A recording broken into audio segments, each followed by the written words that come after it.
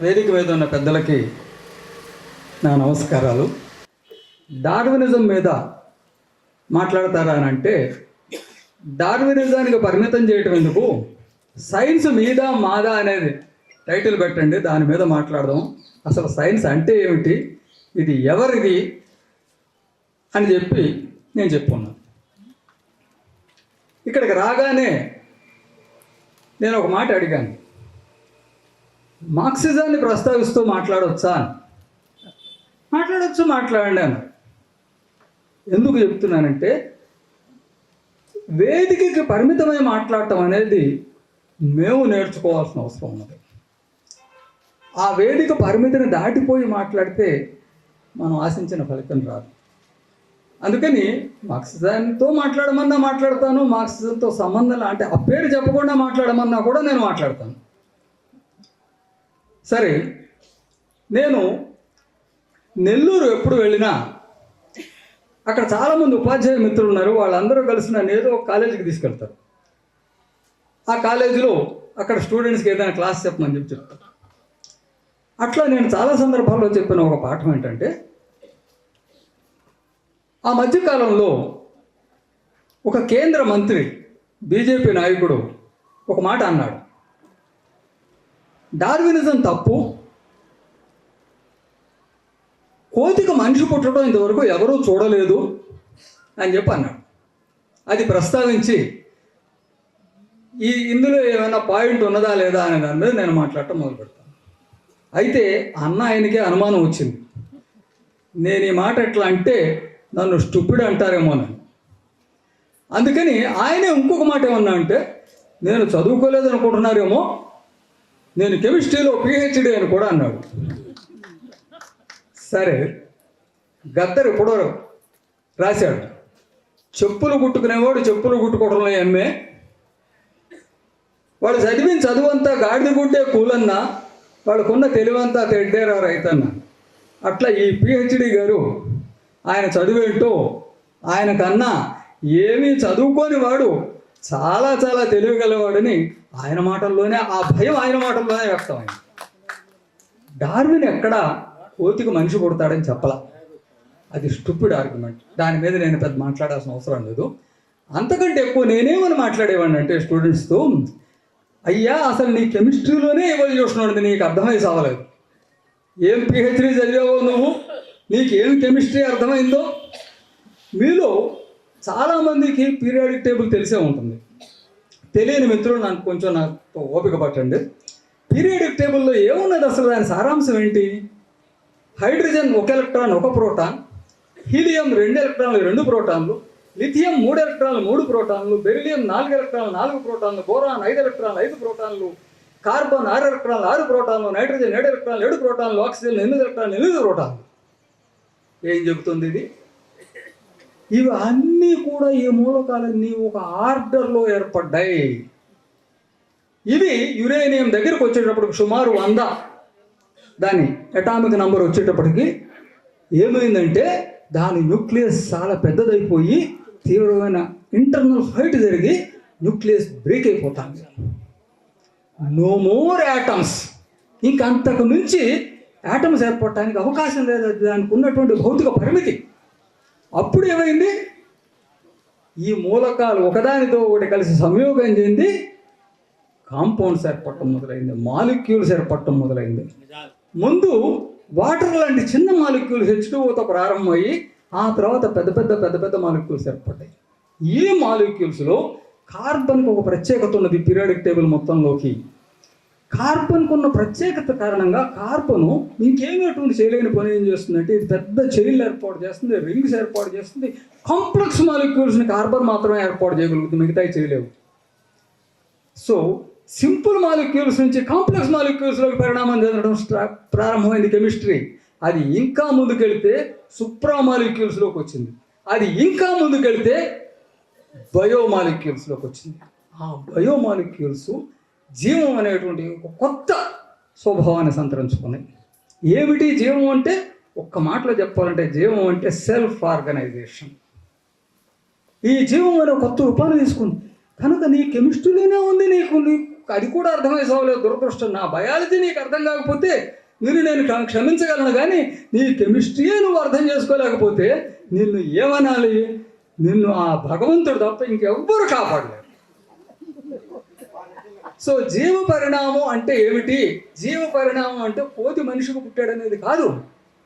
జీవ పరిణామం అంటే క్రమక్రమంగా పదార్థం తన సొంత సూత్రాలకు అనుగుణంగా, నీ సూత్రాలు నా సూత్రాలు భగవంతుడి సూత్రాలు కాదు, తన సొంత సూత్రాలకు అనుగుణంగా పరిణామం చెందుతూ మరింత మరింత ఉన్నతమైనటువంటి రూపంలోకి వచ్చింది. ఇందాక పాట పాడారు, ప్రకృతికి మూలం పదార్థం అని చెప్పి. పదార్థం మారుతూ ఉన్నది, మనం కూడా పదార్థమే. ఆ పదార్థం అనేక మెట్లు దాటి వచ్చి మానవ మెదడు రూపానికి తీసుకుంది. అందుకే నేను ఎనాటమీ పుస్తకాలు రాశాను. అందులో మొట్టమొదటి రాసిన న్యూరో ఎనాటమీ, అంటే మెదడు ఎనాటమీ. ఆ పుస్తకం ఉపోద్ఘాతంలో నేను ఒక మాట రాశాను. జీవి అనేక పరిణామాలు చెందుతూ వచ్చిన జీవులు. మానవుడు వచ్చాడు, స్పీచ్ వచ్చింది. స్పీచ్ రావడంతో మిగిలిన ఏ జంతువులకి లేనటువంటి ప్రత్యేకమైనటువంటి లక్షణాలు, శక్తి సామర్థ్యాలు, అఫ్కోర్స్ చెడు అర్థంలో కూడా యుద్ధాలు చేసే లక్షణాలు కూడా ఈ మానవుడు సంతరించుకున్నాడు. అక్కడి నుంచి ఏం జరిగింది? మెదడు పరిణామం చెంది మానవ మెదడుకు వచ్చింది. ఈ మానవ మెదడు అనేక దశలు దాటి ఇప్పుడు తనను తాను పరిశోధించుకుంటున్నది ఈ న్యూరో ఎనాటమీ పుస్తకాల్లో, న్యూరో ఎనాటమీ క్లాసుల్లో. అది పరిణామం అంటే. దానిని అర్థం చేసుకోవటం. అందుకనే ఈ కేంద్ర మంత్రి గారు మాట్లాడిన దాన్ని సిసిఎంబి డైరెక్టర్ల దగ్గర నుంచి వాళ్ళందరూ ఖండించాల్సి వచ్చింది, తప్పు అని చెప్పి. అయితే ఇంకొక మాట కూడా ఉంది. డార్వినిజం అంతా కరెక్టా? 100% కరెక్టా? అసలు సైంటిస్ట్ ఎవడు అట్లా ఆలోచించడు. అది మతవాదులే అట్లా ఆలోచించేది. వేదాల్లో అక్షరం తేడా రావడానికి వీల్లేదు, వస్తే నరికేస్తాం అనే ధోరణి వాళ్ళల్లోనే ఉంటుంది, కానీ సైన్స్ ఆలోచించే వాళ్ళు ఎవరిలోనూ ఉండదు. నిజానికి డార్విన్ చెప్పిన దాంట్లో ఒక ముఖ్యమైనటువంటి మార్పు చేయాల్సిన అవసరం ఏర్పడింది. డార్విన్ ఏం చెప్పాడంటే, ఈ పరిణామం గ్రాడ్యువల్గా జరుగుతూ వస్తుంది అని చెప్పాడు.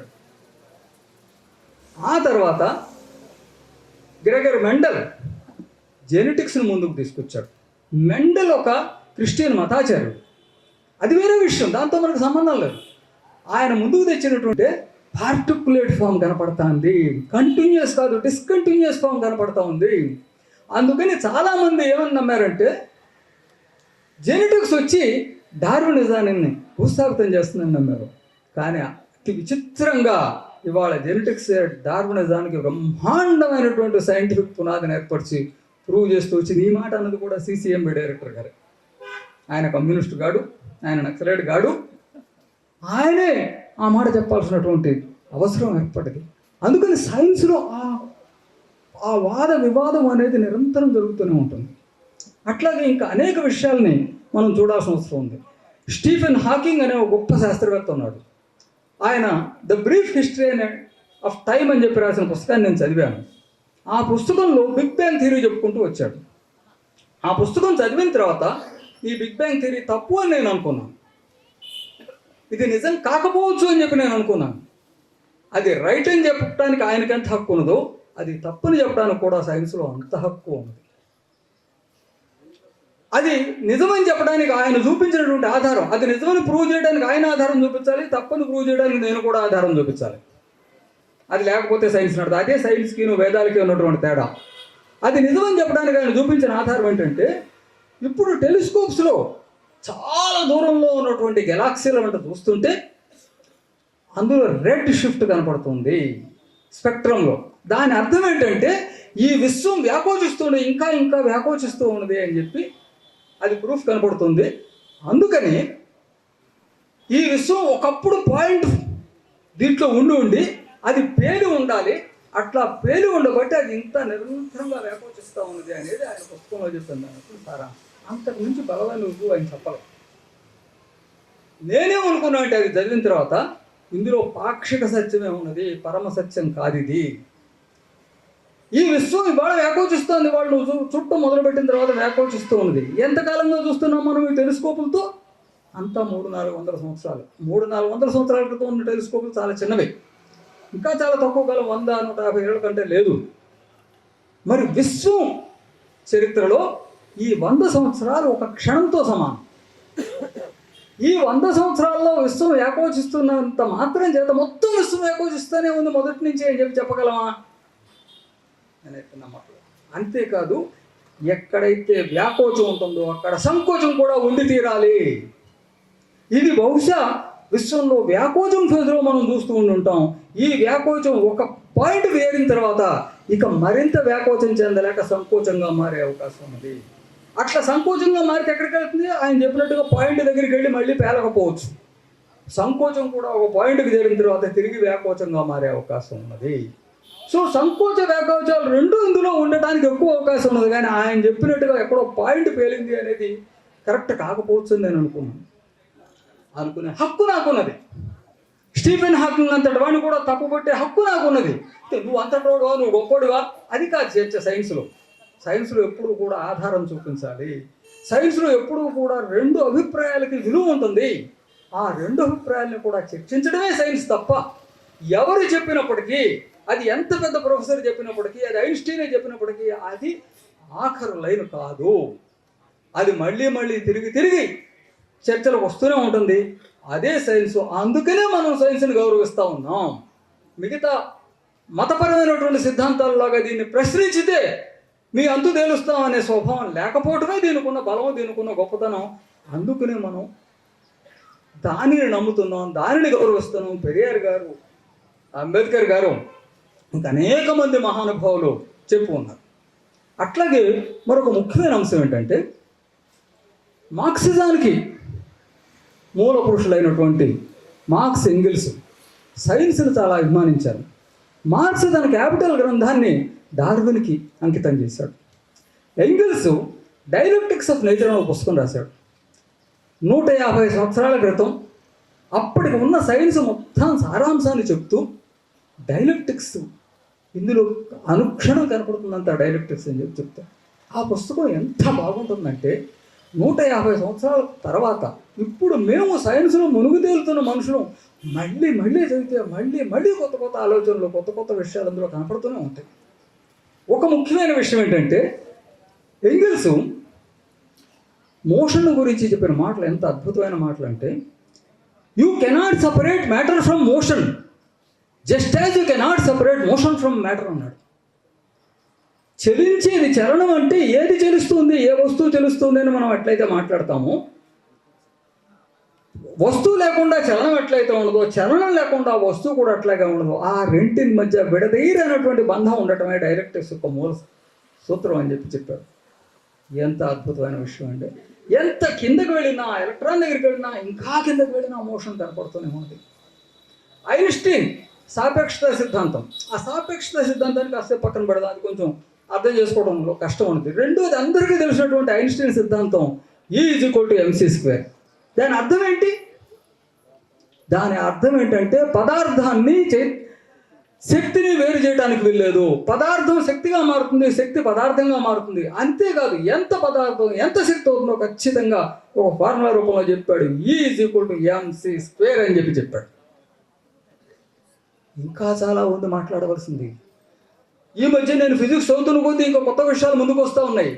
పదార్థం శక్తిగా మారుతుంది, శక్తి పదార్థంగా మారుతుంది అంటే అర్థం ఏంటి? నేనే ఏమనుకున్నా అంటే, ఎందుకంటున్నా అంటే, మనం ఒక పక్కన మార్క్సిజం అనుకుంటున్నా, ఒక పక్కన సైన్స్ చదువుతున్నా, అశాస్త్రీయమైన భావాల ప్రభావం మన మీదనే ఎంత ఉంటుందని చెప్పడానికే చెప్తున్నాను. లోతుకు పోయిన కొద్దీ మనకు ఎట్లా విషయాలు అర్థమవుతాయో. పదార్థం నాశనమయ్యి అది శక్తిగా మారుతుంది అని అనుకున్నాను. కాదు. పదార్థం అంటే ఒక మాటలో ఏం చెప్పొచ్చు అంటే ఛార్జెస్. నేను ఈ మధ్యన మాట్లాడుతున్నాను, నేను మాట్లాడితే 100% కరెక్టో కాదో నాకు తెలియదు. నాకన్నా మిత్రులు ఎవరు ముందుకు వచ్చి నా మాటల్లో కరెక్షన్ చేసినా సంతోషం. అంతకంటే నేను తరచూ ఈ మాట నా స్టూడెంట్ నేను చెప్పిన తప్పని రుజువు చేస్తే నాకంటే సంతోషపడేవాళ్ళు ఇంకొకరు ఉంటారు. ఎందుకంటే నా స్టూడెంట్గా మీరు ఆ పని చేస్తున్నందుకు. అట్లా ఈ విశ్వంలో ఉన్నవన్నీ ఛార్జెస్ తప్ప ఇంకేమీ లేవు. రేణువులు ఈ విశ్వంలో ఉన్నవన్నీ ఛార్జెస్ అయితే ఆటం బాంబు పేలినప్పుడు ఏమవుతుంది? న్యూట్రాన్ నాశనం అవుతున్నాయా? కావట్లేదని సైన్సే చెబుతున్నది. మరి ఏమి నాశనం అవుతున్నాయి? న్యూట్రాన్ని బంధించి ఉంచే ఎనర్జీ లిబరేట్ అవుతున్నది తప్ప న్యూట్రాన్ నాశనం కావటం లేదని చెప్తుంది. పదార్థం, శక్తి, ఈ రెండింటిని వేరు చేయ, మోషన్ని మ్యాటర్ని వేరు చేయలేమని చెప్పి ఎంగిల్స్ చెబితే ఎంగిల్స్ చెప్పిన ఒక 50 సంవత్సరాల తర్వాత ఐన్స్టీన్ వచ్చి పదార్థాన్ని ఎనర్జీని విడదీయటానికి వీలు లేదు, అవి రెండు దూరం పోయినా ఎక్కడికి పోయినా కలిసే ఉంటాయని చెప్పి ఐన్స్టీన్ చెప్పాడు. సో ఏమి తెలుస్తుంది మనకి దీని అంతట్లోనూ? అట్లాగే ఇవాళ మనం ఏ ఫిజిక్స్ పుస్తకం తీసినా ఆ ఫిజిక్స్ పుస్తకంలో చెప్పే ఒక మాట ఏంటంటే, ఇప్పటికి 4 రకాలైనటువంటి ఫోర్సెస్ని ఫిజిక్స్ గుర్తించింది. ఈ 4 రకాలైన ఫోర్సెస్ని యునైట్ చేసి ఒకటే థియరీ చేయాలని సైన్స్ చాలా తీవ్రమైనటువంటి ప్రయత్నం చేస్తున్నది. కానీ అందులో ఇంతవరకు ఫిజిక్స్ సక్సెస్ కాలేదు అని చెప్తుంది. అటువంటి చీకటి కోణంలో నాకు ఒక వెలుగురేఖ కనపడుతుంది. నాకు ఈ వెలుగురేఖ ఇంగ్లీష్ రాసిన పుస్తకంలో నుంచి కనపడింది. ఈ 4టిని కూడా ఐక్యం చేయటం అంత పెద్ద కష్టమైనటువంటి విషయం కాదు. ఇందులో ఒకటి సైంటిస్టులు తలబద్దలు కొట్టుకుంటున్న విషయం ఏంటంటే, ఎలక్ట్రికల్ ఫోర్సెస్, మ్యాగ్నెటిక్ ఫోర్సెస్ వీటిలో అట్రాక్షన్ డిపల్షన్ 2 ఉన్నాయి, కానీ గ్రావిటీలో అట్రాక్షన్ ఒకటే ఉన్నది. ఇది ఎట్లా దీన్ని యునైట్ చేయడం తలబద్దలు కొట్టుకుంటున్నారు. ఎంగిల్స్ ఎప్పుడో చెప్పాడు, మోషన్ దాని ఒక అదర్ ఫాము, గ్రావిటీ అట్రాక్షన్ అయితే మోషనే రిపల్షన్ అని చెప్పి 150 సంవత్సరాల క్రితం ఎంగిల్స్ చెప్పాడు. ఇప్పటికీ సైంటిస్టులు తలబద్దలు కొట్టుకుంటున్నారు. అట్లాగే మరొక ఇంపార్టెంట్ విషయం ఏంటంటే, ఆ మధ్యకాలంలో నా మిత్రుడు ఒక డాక్టర్ గారు ఇంకొక డాక్టర్ గారు, ప్రయాగ శాస్త్రి అయిన ఒక డాక్టర్ గారిని గురించి చెప్పి ఆయన్ని పరిచయం చేస్తానని చెప్పి తీసుకెళ్ళారు. ఈ ప్రయాగ శాస్త్రి గారి గురించి చెప్తూ ఏం చెప్పి, నేను చాలా గొప్ప ఫిజిషియన్ అండి, మా అనుభవంలో మేము ఇక్కడ చూసిన వాళ్ళల్లో ఒక కేసుని ఆయన విశ్లేషించిన విధంగా ఇంకెవరూ విశ్లేషించట్లేదు. ఈయన ఇప్పుడు అమెరికాలో ఉండి అక్కడ ప్రాక్టీస్ చేస్తున్నారు, ఆయన ఇండియా వచ్చారు, మీకు పరిచయం చేస్తానని చెప్పి తీసుకెళ్ళారు. అయితే ఈయన ఇంకొక కోణం ఉంది, ఆ విషయం నాకు అప్పుడు తెలియదు, తర్వాత తెలిసింది. ఈయన అమెరికా నుంచి ఇండియా వచ్చి పురాణాలు చెబుతున్నాడు. ఈయన ఈ సంగతి నాకు తెలియదు. సరే, ఆ భాగాన్ని కాసేపు పక్కన పెట్టి ఆయనతో నేను సైన్స్ మాట్లాడటానికి ప్రయత్నం చేశాను. అయితే నా గురించి తీసుకెళ్ళి ఆయన పరిచయం చేశాడు, ఈయన కమ్యూనిస్ట్ భావాలు ఉన్నాయి అవి ఇవి అని చెప్పి. దాంతో నేను సైన్స్ మాట్లాడదామని ఎంత ప్రయత్నం చేసినా ఆయన ఒప్పుకోకుండా, ఆయన మార్క్స్ మతం మత్తుమందు అన్నాడు. ఎట్లా అంటారు మీరు అని చెప్పి దాని మీదే తక్కువ పెట్టుకుంటూ ఉన్నాడు. చాలా ప్రయత్నం చేశా, అటు నుంచి పక్క తప్పించి సైన్స్ మీద మాట్లాడదామని. ఆయన వెంటలా ఇక చివరికి లాభం లేదు, దీన్ని డిఫీట్ చేయాల్సిందే అని చెప్పి నిర్ణయానికి వచ్చి, అవునయ్యా మతం మత్తుమందు అన్నాడు మార్క్స్. ఇప్పుడే నేను మీ దగ్గరకు రాబోయే ముందు టీవీ చూసి వచ్చాను. టీవీలో వైఎస్ రాజశేఖర రెడ్డి గారు ముస్లిం టోపీ పెట్టుకుని ఉపన్యాసం చెప్తున్నాడు. రాజశేఖర రెడ్డి గారి మతం ఏంటి? ఆయన ముస్లిం టోపీ ఎందుకు పెట్టుకున్నాడు అక్కడ? ఎందుకంటే మతం మత్తుమందు కనుక. అంతకుమించి ఊరికే 100 విషయాలు చెప్పాల్సిన అవసరం లేదు అని చెప్పి నేనంటే ఈయనకు మర్చిపోయింది. ఆ తర్వాత ఆయనకు నేను లేని చెప్పాడో చెప్తాను. ఈ మధ్యకాలంలో ఒక సంఘటన జరిగింది, భారత బచావో అని మీలో చాలామంది తెలిసే ఉంటుంది. వాళ్ళ మీటింగ్లో ఒక ఆయన ముస్లిం ఒక ఆయన వచ్చి అక్కడ మార్క్స్ ఫోటో పెట్టారు. మార్క్స్ ఫోటో మీద అభ్యంతరం లేవదీశాయంట. మార్క్స్ మతం మత్తుమంది అన్నాడు, నేను ముస్లింని, నేను మతాన్ని నమ్ముతాను, నేను మత్తు దాకా వస్తున్నానా, మీరు మార్క్స్ ఫోటో ఎట్లా పెడతారు అని అంటే, డాక్టర్ గోపీనాథ్ గారు నిజమేనని చెప్పి ఆ ఫోటో తీసేయించారంట. అంటే నేను చెప్పదలుచుకున్నాను, 150 ఏళ్ల క్రితం మార్క్స్ మత్తుమందు అని మాత్రమే అన్నాడు. ఇవాళ అది మత్తుమందు స్థాయి పోయింది, అది కాలకోట విషంగా మారింది, అది నాగుపాము విషంగా మారింది. అందుకని మనం ఈ మీటింగ్ పెట్టుకున్నాం. నువ్వు ఫాసిజానికి వ్యతిరేకంగా పోరాటం అంటున్నావు, మేము ఇందుకే మీటింగ్ పెట్టాం. ఈ ప్రమాదం మాకు కాదు, నీకు కూడా వచ్చి పడింది. కానీ నువ్వు ఆ మత్తులోంచి బయటపడకుండా ఆ మత్తు ఈ మత్తు కావాలి, విస్కీ తాగాలన్నా బ్రాందీ తాగాలన్నా అనే తాగాదాలాగా, ఇది కాదు కావాల్సింది. సరే, ఎంగిల్స్ డైలెక్టిక్స్ ఆఫ్ నేచర్ పుస్తకం చాలా అద్భుతమైన పుస్తకం రాశాడు. మీరు అందరూ చదువుకున్న వాళ్ళందరూ చదివి తీరాల్సినటువంటి పుస్తకం. ఆ తర్వాత లెనిన్ కాలంలో ఇంకొక ముఖ్యమైన చర్చ జరిగింది. లెనిన్ మెటీరియల్స్ అండ్ ఎంపిరియోక్రటిజం అనే పుస్తకం రాశాడు.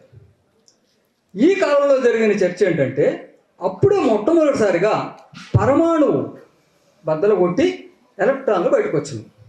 ఇంకా అప్పటికి ప్రోటాన్లు న్యూట్రాన్లు ఇవన్నీ కనిపెట్టలే, ఎలక్ట్రాన్ మాత్రమే కనిపెట్టారు. ఎలక్ట్రాన్ని మాత్రమే కనిపెట్టగానే ఒక చాలా పెద్ద వివాదం శాస్త్రవేత్తల ప్రపంచంలో లేచింది. అది ఏంటంటే, అప్పటికే పరమాణువుకి యాటంకి కొంత మాస్ ఉందని చెప్పి చెప్తున్నాం, కానీ ఎలక్ట్రాన్కి మాస్ లేదు. మాస్ ఉన్నటువంటి ఎలక్ట్రాన్లోంచి మాస్ ఉన్నటువంటి ఆటంలోంచి మాస్ లేనటువంటి ఎలక్ట్రాన్లు బయటకు వస్తే మరి అన్ని ఎలక్ట్రాన్ అప్పటికి ఎన్ని ఎలక్ట్రాన్లు ఉన్నాయి, ఎందులో ఎన్ని ఎలక్ట్రాన్లు ఉంటాయో కూడా తెలియదు. అన్ని ఎలక్ట్రాన్లు బయటకు వచ్చేస్తే ఆటం ఏం కావాలి? ఆటం డిసప్పేర్ అయిపోతుందా? ఆటం డిసప్పేర్ అయితే మొత్తం ఫిజిక్స్ గోల్మాల్ అయిపోయినట్టే కదా. మనం ఇప్పటిదాకా ఫిజిక్స్ అని నమ్ముతుంది ఫిజిక్స్ కాదా? ఇప్పటిదాకా మనం నిజమని నమ్ముతుంది నిజం కాదా? ఈ మాటలు మాట్లాడుతున్న వాళ్ళు చాలా ప్రఖ్యాతమైనటువంటి భౌతిక శాస్త్రవేత్తలు ఈ మాటలు మాట్లాడటం మొదలుపెట్టారు. దీనికి సమాధానం చెప్తూ, దీనికి ఎవరు సమాధానం చెప్పాలంటే మామూలుగా మరొక శాస్త్రవేత్త సమాధానం చెప్పాలని మనం ఆశిస్తాం. కానీ దురదృష్టవశాత్తు ఏ శాస్త్రవేత్త అంత గొప్ప సమాధానం చెప్పలేదు. ఎవరు చెప్పారంటే లెనిన్ చెప్పాడు. ఏమని చెప్పాడంటే ఎలక్ట్రాన్కి కూడా మాస్ ఉంటుంది, ఎలక్ట్రాన్కి ఉన్న మాస్ని కనిపెట్టగలిగినటువంటి అంత సునిశ్చితమైనటువంటి పరికరాలు ఇంకా మనం కనిపెట్టలేదు.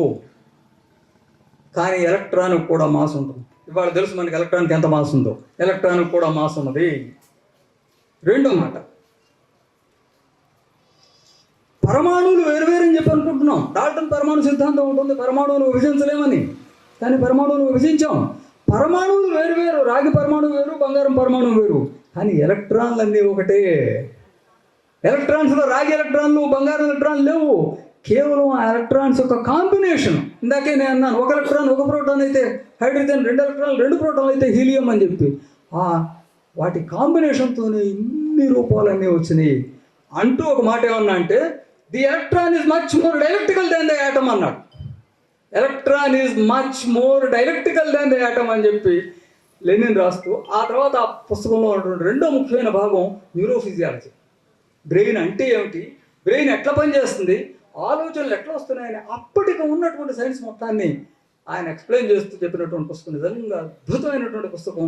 ఇప్పటికీ కూడా శాస్త్రవేత్తలందరికీ అదే గైడ్ లైన్గా ఉండవలసినటువంటి పుస్తకం. అక్కడి నుంచి మొదలుపెట్టి ఇంకా ఇంకా ముందుకు వస్తుంది. మీ అందులో చాలామందికి తెలిసే ఉంటుంది క్వాంటమ్ ఫిజిక్స్ అనేది వచ్చింది. ఈ క్వాంటమ్ ఫిజిక్స్ సారాంశం ఏంటి? ఎలక్ట్రాన్ పార్టికల్గానే ఉంటుంది, అదే సమయంలో వేవ్గాను ఉంటుంది. ఎలక్ట్రాన్ పార్టికల్గాను ఉంటుంది, వేవ్గాను, రెండిటిగానే ఎట్లా ఉంటుంది? ఉంటే అది లేకపోతే ఇది ఉండాలి, కానీ రెండుగానే ఎట్లా ఉంటుంది? రెండుగానే ఉంటుందని వాళ్ళ శాస్త్రవేత్తలు అందరూ అంగీకరించారు. ఈ రెండుగాను ఎట్లా ఉండడం అంటే అర్థం ఏంటంటే ఇదే డైలెక్ట్రిక్స్. ఈ రెండింటిని విడదీయలేం, పార్టికల్ని వేవ్ని విడదీయలేం. ఒక సింపుల్ ఎగ్జాంపుల్ మీకు అందరికీ అర్థమయ్యే ఎగ్జాంపుల్ చెప్పమంటే, వాటర్ వేవ్స్ ఉన్నాయి. వాటర్ వేవ్స్ ఎట్లా ఏర్పడ్డాయి? అందులో ఉన్న వాటర్ మాలిక్యూల్స్ వల్ల ఏర్పడ్డాయి. అందులోనే వేవ్ ఉంది, అందులోనే పార్టికల్ ఉంది. అది చిన్నది కాదు. నేను ఆ మధ్యన మా పాప అప్పుడు 11th క్లాస్ చదువుతుంది. మా పాప చేత మా పక్కన ఉన్న NITలో quantum mechanics applied to biology అని అందరూ వచ్చి చూసి ఆశ్చర్యపోయి, క్వాంటమ్ మెకానిక్స్ అంటే సబ్ అటామిక్ పార్టికల్స్కే కదా వర్తిస్తుంది, అంటే ఎలక్ట్రానిక్ ప్రోటాన్కే కదా వర్తిస్తుంది. మీరేంటి బయాలజీ అంటారు, బయాలజీకి దానికి ఏమిటి సంబంధం అని. నీ బొందా, నీకేం అర్థమై చావలేదు. సబ్ అటామిక్ పార్టికల్స్ మాత్రమే కాదు, ఒక గెలాక్సీని చూడండి. ఒక గెలాక్సీలో 1,00,000 నక్షత్రాలు ఉంటాయి. ఒక్కొక్క నక్షత్రం పార్టికల్ అయితే మొత్తం గెలాక్సీ వేవ్ లేకుండా పార్టికల్ లేదు, పార్టికల్ లేకుండా వేవ్ లేదు. ఆ రెంటి మధ్య కనబడనటువంటి ఇంటర్ కనెక్షన్ బయటకు తీయడమే డైలెక్ట్రిక్స్ అంటే. శాస్త్రవేత్తలకు తెలియని విషయాలు అనేక ఉన్నాయి. అయితే లెనినే మెడికల్ అండ్ ఎలక్ట్రికల్ క్రిటిసిజంలో పుస్తకంలో ఒక మంచి మాట అంటాడు, శాస్త్రవేత్తలకు తప్పు మాట్లాడే హక్కు ఉన్నది అంటాడు. ఎందుకు శాస్త్రవేత్తలకు తప్పు మాట్లాడే హక్కు ఉందంటే వాళ్ళకి ఫిలాసఫీలో ట్రైనింగ్ లేదు. వాళ్ళు బూర్జువా ఫిలాసఫీలో పుట్టి పెరిగిన వాళ్ళు ప్రత్యేకంగా ఫిలాసఫీలో అధ్యయనం చేయలేదు. అందుకని శాస్త్రవేత్తలకు తప్పు మాట్లాడే హక్కు లేదు. హక్కు ఉన్నది, కానీ మార్క్సిస్ట్ ఫిలాసఫర్, ఆయన అక్కడ ఇద్దరు మార్క్సిస్ట్ ఫిలాసఫర్ని విమర్శిస్తుంటారు. మార్క్సిస్ట్ ఫిలాసఫర్ని చెప్పుకుంటూ నీకు తప్పు మాట్లాడే హక్కు లేదు అని చెప్పి విమర్శిస్తారు. ఎంత గొప్ప వివరణ అండి. అందుకని శాస్త్రవేత్తలు మాట్లాడింది అంత రైట్ కావాల్సిన అవసరం లేదు. ముఖ్యంగా ఐన్స్టీనే క్వాంటమ్ మెకానిక్స్ డెవలప్ అవడానికి చాలా కీలకమైనటువంటి పాత్ర ప్లే చేశారు. కానీ ఆ ఐన్స్టీన్ జీవితం అంతా క్వాంటమ్ మెకానిక్స్ని వ్యతిరేకిస్తూనే ఉన్నాడు. ఐన్స్టీన్ ఒక ఫేమస్ స్టేట్మెంట్ ఉంది, God never place dies with nature అని చెప్పి. అంటే దేవుడు ప్రకృతితో జోడు ఆడడు అని చెప్పి ఐన్స్టీన్ ప్రకటించాడు. అంటే ఏం మాట్లాడుతున్నా అంటే ఇక్కడ ప్రతిదీ రూల్ ప్రకారం ఉండాల్సిందే. డిటర్మినిస్టిక్, ప్రోబబిలిస్టిక్గా ఉండేదానికి సైన్స్లో స్థానం లేదు అని చెప్పి ఐన్స్టీన్ మాట్లాడుతున్నాడు. లేదు, తప్పు. ఐన్స్టీన్ చెప్పింది తప్పు. డిటర్మినిస్టిక్ ఎంత ఇంపార్టెంటో ప్రోబబిలిస్టిక్ కూడా అంతే ఇంపార్టెంట్. డిటర్మినిస్టిక్ అంటే ఏంటి, ప్రోబబిలిస్టిక్ అంటే ఏంటంటే నేను చిన్న ఉదాహరణ చెప్తాను మీకు. నీరు వేడి చేస్తే 100 డిగ్రీల సెంటీగ్రేడ్ దగ్గర ఆవిరవుతుంది. అది డిటర్మినిస్టిక్. ఖచ్చితంగా 100 డిగ్రీల సెంటీగ్రేడ్ దగ్గర ఆవిరవుతుంది. అది ఇండియాలో అయినా, ఆఫ్రికాలో అయినా, అమెరికాలో అయినా, ఎక్కడైనా సరే 100 డిగ్రీల సెంటీగ్రేడ్ దగ్గర నీరు ఆవిరవుతుంది. అది డిటర్మినిస్టిక్ ఫినామినా. ప్రోబబిలిస్టిక్ ఫినామినా ఏంటంటే ఈ రోజు ఇక్కడ వర్షం పడుతుందా పడదా, పడవచ్చు పడకపోవచ్చు, 70% ఛాన్స్ ఉంది పడటానికి. ఇట్లా చెప్పడం ప్రోబబిలిస్టిక్. ఈ ప్రకృతిలో అంతా కూడా ప్రోబబిలిస్టిక్ ఫినామినా ఉన్నాయి, డిటర్మినిస్టిక్ ఫినామినా ఉన్నాయి. ఆ రెండింటిని వేరు చేయలేము. సోషల్ సైన్స్లో కూడా జనరల్గా కమ్యూనిస్ట్ విప్లవం వచ్చి తీరుతుంది అని, విప్లవం వచ్చి తీరుతుంది అనడం ఎంత నిజమో, విప్లవం ఫెయిల్ అయ్యే అవకాశం ఉందనేది కూడా అంత నిజము. విప్లవం రాకపోవచ్చు అనేది కూడా అంత నిజము.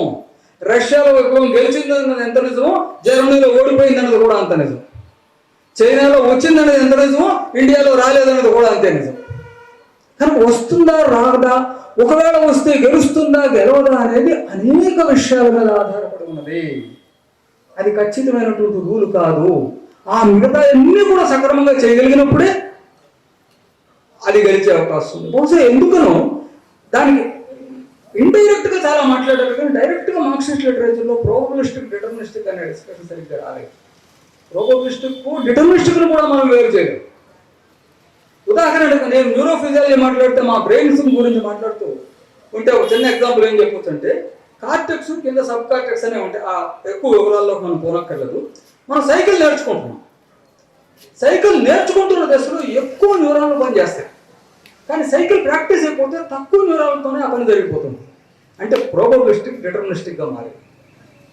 100% మారిపోయిందా అంటే అపోజిట్ లేదా, అట్లా ఉండడానికి వీల్లేదు.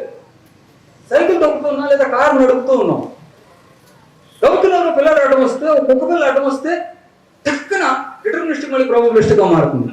మారకపోతే దాన్ని గుద్దేస్తాం.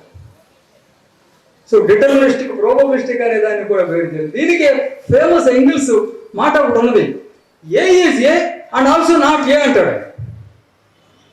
ఏ is A and also not A. దీన్ని అర్థం చేసుకోవడం తేలికైన విషయం కాదు. ఇదంతా గందరగోళంగానో ఎందుకు మనకు తెలియకుండానో మన మీద చాలా బలమైన మెటాఫిజిక్స్ యొక్క ఇన్ఫ్లుయెన్స్ ఉన్నది. ఆ మధ్యన మా ఫ్రెండ్ ప్రొఫెసర్ రామిరెడ్డి గారితో మాట్లాడుతుంటే ఆయన ఒక చక్కటి మాట అన్నాడు.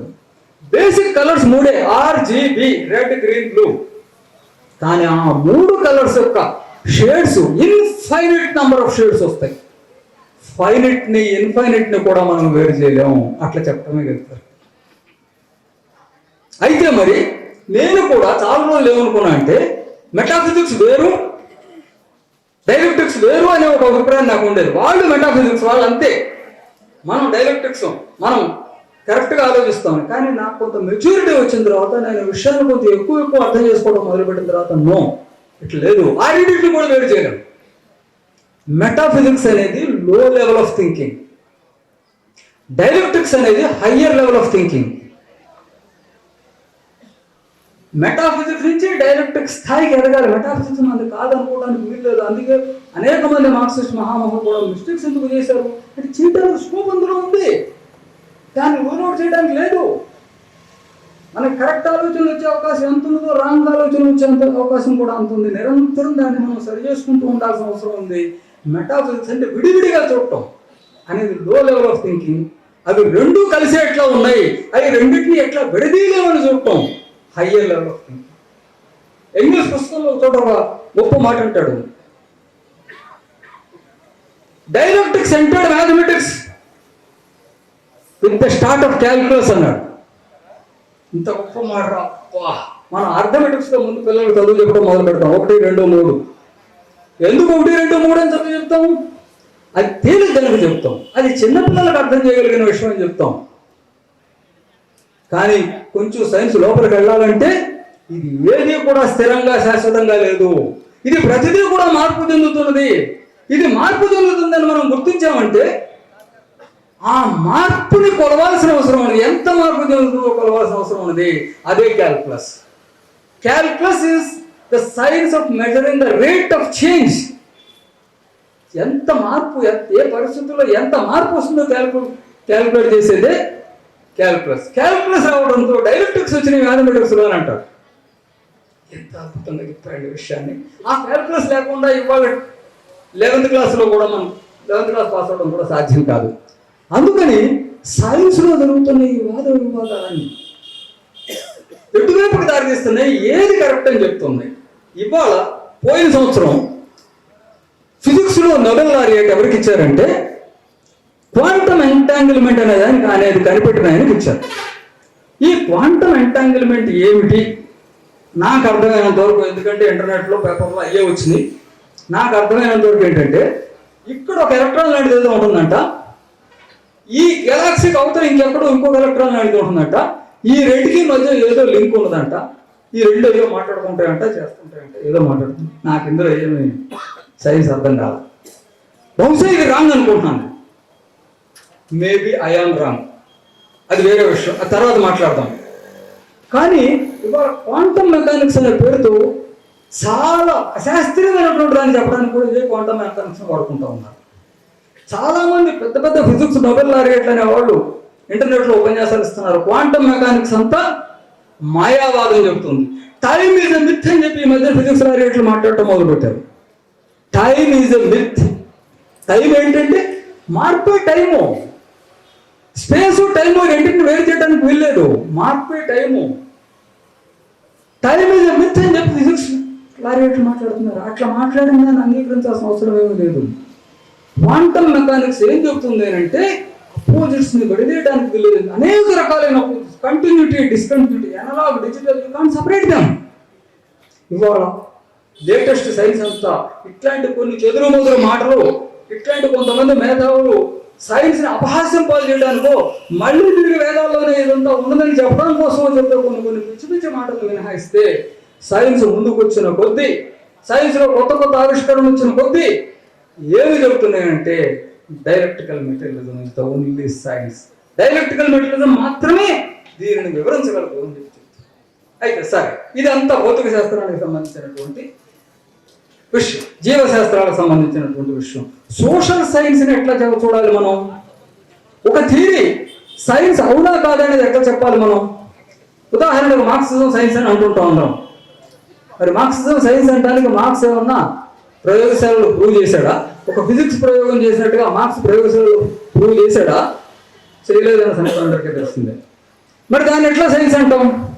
ఇది నాకు ముందుగా అంత క్లారిటీ రాలేదు. కానీ ఈ మధ్యన 3-4 సంవత్సరాల క్రితం నేను ఒక పుస్తకం చదివాను. ఆ పుస్తకం టైటిల్ సోవియట్ మిలిటరీ స్ట్రాటజీ. ఈ పుస్తకాన్ని క్రుష్చేవ్ కాలంలో రాయబడ్డ పుస్తకం అది. ఆ పుస్తకం చదివినప్పుడు నాకు చాలా ఆలోచనలు వచ్చినాయి, కొత్త ఆలోచనలు. ఆ పుస్తకంలో 2 భాగాలు ఉన్నాయి. మొదటి భాగం రెండో ప్రపంచ యుద్ధం అయిపోయేంత వరకు, రెండో భాగం రెండో ప్రపంచ యుద్ధం అయిపోయిన తర్వాత.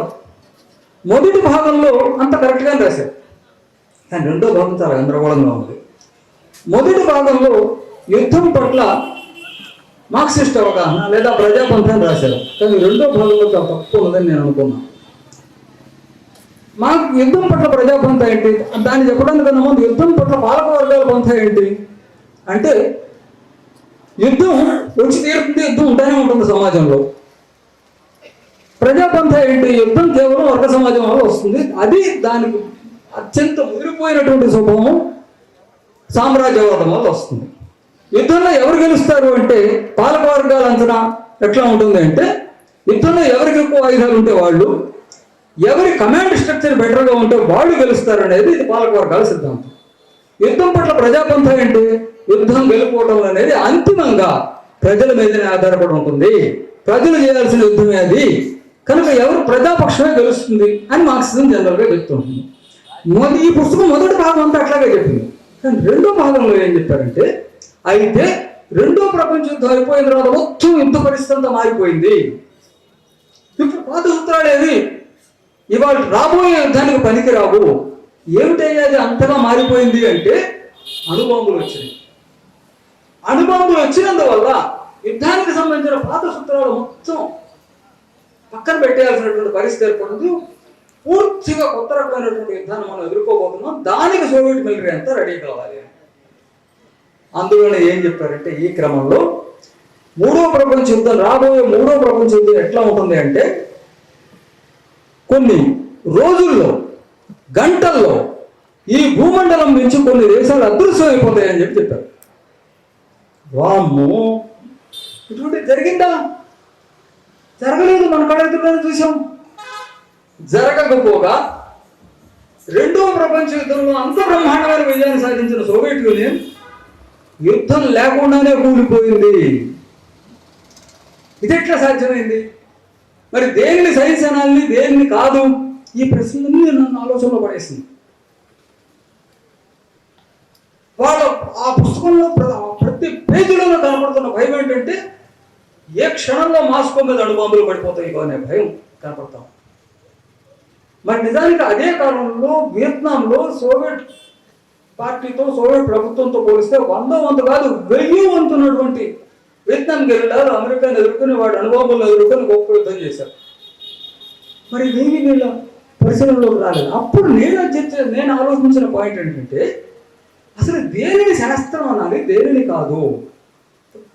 భౌతిక శాస్త్రాల్లో మనకు స్పష్టంగానే ఉంది దేనిని శాస్త్రం అనాలి అనేది.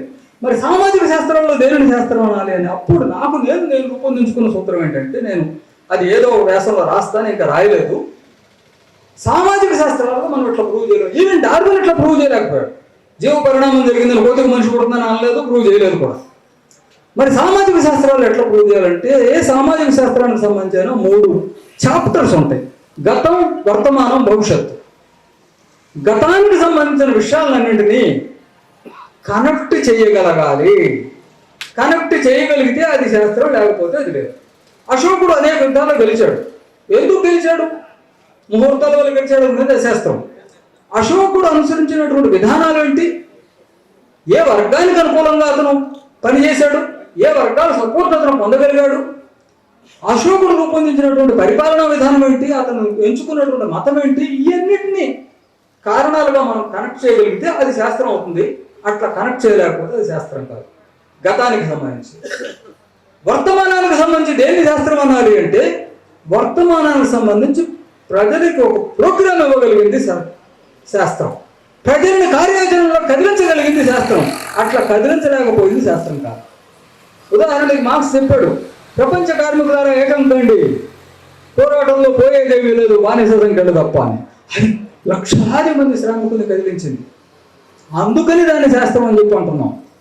మేము విద్యార్థులారా గ్రామాలకు తరలండి అని చెప్పని కొన్ని 100 మంది విద్యార్థులను తీసుకెళ్ళగలిగాము. ప్రోగ్రామ్ ఆఫ్ యాక్షన్ చేపట్టాం. అట్లాంటి ప్రోగ్రామ్ ఆఫ్ యాక్షన్ ఇవ్వగలగాలి ఈ సిద్ధాంతం. సాధారణ ప్రజలందరినీ కూడా చరిత్రను మార్చగలిగినటువంటి, శక్తివంతులుగా మార్చేటువంటి ప్రోగ్రామ్ ఇవ్వగలగాలి. అప్పుడు అటువంటి సోషల్ థియరీని మనం సైన్స్గా అంగీకరించవచ్చు. భవిష్యత్తుకు సంబంధించి సరైన ప్రెడిక్షన్స్ చెప్పగలగాలి. సరైన ప్రెడిక్షన్స్ చెప్పగలిగితేనే ఆ థియరీని సోషల్ సైన్స్ అనగలం. అటువంటి ప్రెడిక్షన్స్ చెప్పలేకపోతే సైన్స్ అనగలం. క్యాపిటలిజం తన శత్రువును తానే సృష్టించుకున్నది, తన ఓడి తానే తవ్వుకుంటున్నది. అనివార్యంగా శ్రామిక వర్గ విప్లవాలు వస్తాయని మార్క్స్ చెప్పింది ఆయన జీవితకాలంలోనే ప్యారిస్లో రుజువైంది. ప్రెడిక్షన్ కరెక్ట్ అయింది. రష్యాలో లెనిన్ ప్రెడిక్షన్ కరెక్ట్ అయింది. చైనాలో చేసినటువంటి ప్రెడిక్షన్స్ కరెక్ట్ అయినాయి. అవి కరెక్ట్ అయినాయి కనుక దానిని మనం సోషల్ సైన్స్ అని చెప్పి యాక్సెప్ట్ చేయగలం. అట్లా చూసినప్పుడు ఈ క్రుష్చెవ్ గారి కాలంలో వచ్చినటువంటి సోవియట్ మిలిటరీ స్ట్రాటజీ, వాళ్ళు చెప్పినటువంటి అన్ని యుద్ధాలు రాలేదు. అసలు రాకపోగా ఇవాళ మనం కాస్త వెనక్కి తిరిగి కూలుగా ఆలోచించుకుంటే మనకి ఏం కనపడుతున్నాయంటే, ఎవడు అణుబాంబు తయారు చేస్తే వాడే నాశనం అవుతాడు.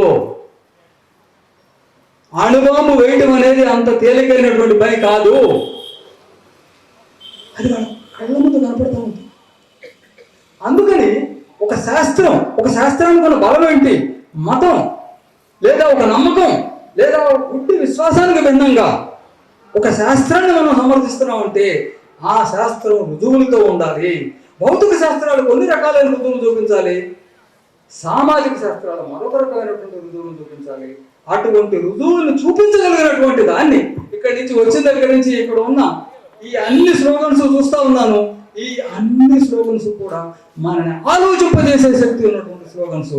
మన ఆలోచన మందగింపు చేసే స్లోగన్స్ కావు, అమెరికా నుంచి ఇక్కడికి వచ్చి పురాణాలు చెప్పే కార్యక్రమాలు కావు, ఇంకా ఇంకా ఆలోచించవలసిన.